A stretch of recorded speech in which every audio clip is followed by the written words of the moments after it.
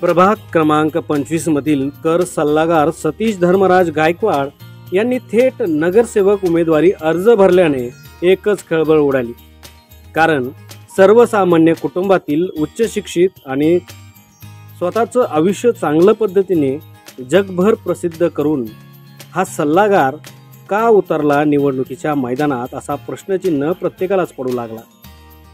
या कुटुंबातील कोणताही व्यक्ती राजकारणाशी निगडित नाही, कोणीही आतापर्यंत राजकारणाच्या जवळपास देखील गेला नाही। मात्र या सतीशने का बरं या निवडणुकीच्या मैदानात उडी मारली?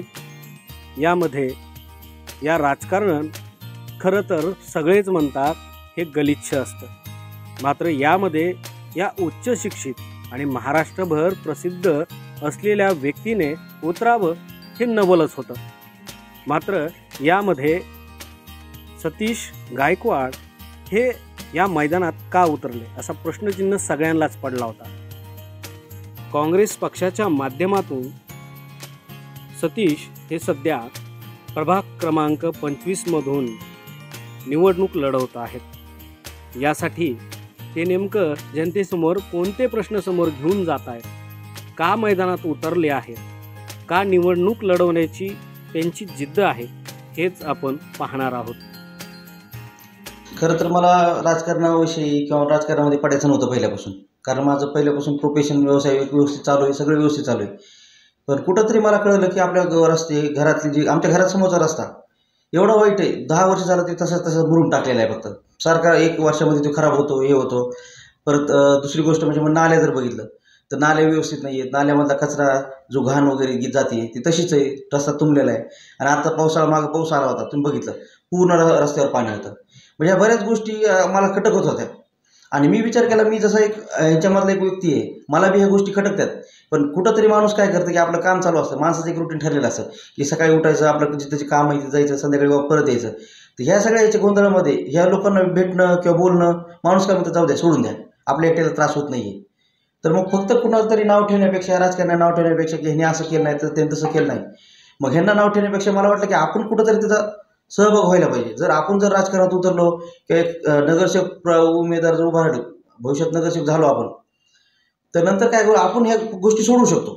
हे जे प्रॉब्लेम आहेत, फक्त आपण आपल्या समाजात कसं झालेलं आहे, शिवाजी महाराज व्हायला पाहिजे, पण कुठं व्हायला पाहिजे, लोकांच्या घरी। तर कुठंतरी मला वाटतं की आपण बी ह्या जनतेचा एक लीडर म्हणून किंवा त्यांचा एक चेहरा म्हणून जर आपण नगरसेवकात गेलो तर चांगल्या चांगल्या प्रकारच्या ज्या योजना वगैरे आहेत किंवा ज्या लोकांचे प्रॉब्लेम खूप मोठे नाही आहेत, छोटे छोटे प्रॉब्लेम आहेत, रस्ता म्हणा किंवा नाल्या साफ पाहिजेत किंवा जे पददिवे वगैरे असतात, पददिवे बंद आहेत, एकदा जर पददिवे लावला परत बंद झाला कोणी फिरकत नाही आहे।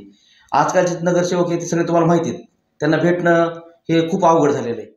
मी राष्ट्रीय काँग्रेसतर्फे निवडणूक लढत आहे आणि प्रतिस्पर्धी म्हणायला गेलं तर बाकीचे जे आहेत, तर मला कुणाबद्दल असं बोलायचं नाही आहे, म्हणजे आहेत सगळेजण उभा राहिले आहेत, राजकारणाबद्दल मला बोलायचं नाही। मला फक्त जनतेला सांगायचं की मी एक तुमच्यातला माणूस किंवा तुमचा लेख म्हणून मी उभा राहतोय। तर तुम्हाला जर खरंच विकास पाहिजे असेल, बघा माझ्यासारखे भरपूर लोक येते आश्वासन देते, पण मला आश्वासन द्यायला जमत नाही। मी प्रॅक्टिकल माणूस आहे, मी ज्या गोष्टी बोलणार आहे ते 100% करून दाखवणार आहे, कारण मला ह्या गोष्टीतलं क्षेत्रातलं नॉलेज आहे की गव्हर्नमेंट बजेट किती येतं, ते खर्च कुठं केलं जातं, सगळ्या गोष्टी आम्ही त्या क्षेत्रामध्ये आहेत। ऑडिट वगैरे ह्या सगळ्या गोष्टी आम्हाला माहिती आहेत, अकाउंटिंग, ऑडिटिंग, टॅक्सेशन, हे सगळं आम्हाला माहिती आहे आणि आमच्या समोर या गोष्टी घडताना आम्हाला दिसतात। आणि किती गोष्टी कसा निधी वळवला जातो, का किती खर्च दाखवला जातो, ते आम्हाला म्हणतात की सर असं करायचं तसं करायचं। तर ह्या गोष्टी कुठंतरी मला खटकल्या।